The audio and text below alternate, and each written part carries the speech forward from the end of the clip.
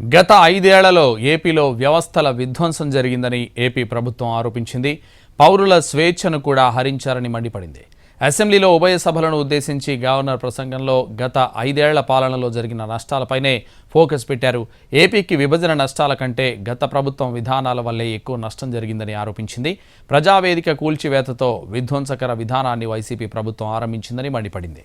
గత పాలనలో ప్రజాస్వామ్యం ప్రమాదంలో పడిందని, బ్రాండ్ ఏపీకి తీవ్ర నష్టం జరిగిందన్నారు.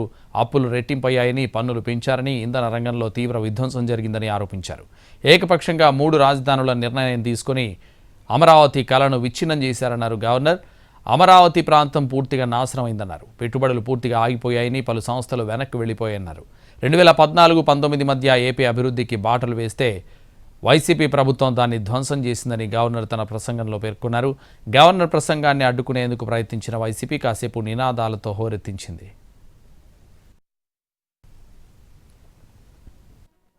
The development of infrastructure was balanced with welfare measures such as increase in old age pension, farm loan waiver, scholarships to students, construction of houses, etc.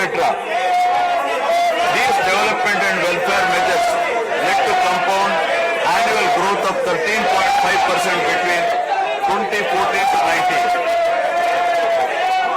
While the state was set to take off on the path of high growth, during this regime, democracy was at peril. People were in a state of fear and hardly enjoyed any freedom of living. A reflection on the state's performance during the 5-year period of 2014 to 19 gives a clear picture of the balancing act between development and welfare. Completion of prestigious Pattasima project by linking of rivers Godavari and Krishna in a record time of 1 year. Completion of 72% of Polavaram project so that it could be made fully operational by 2021.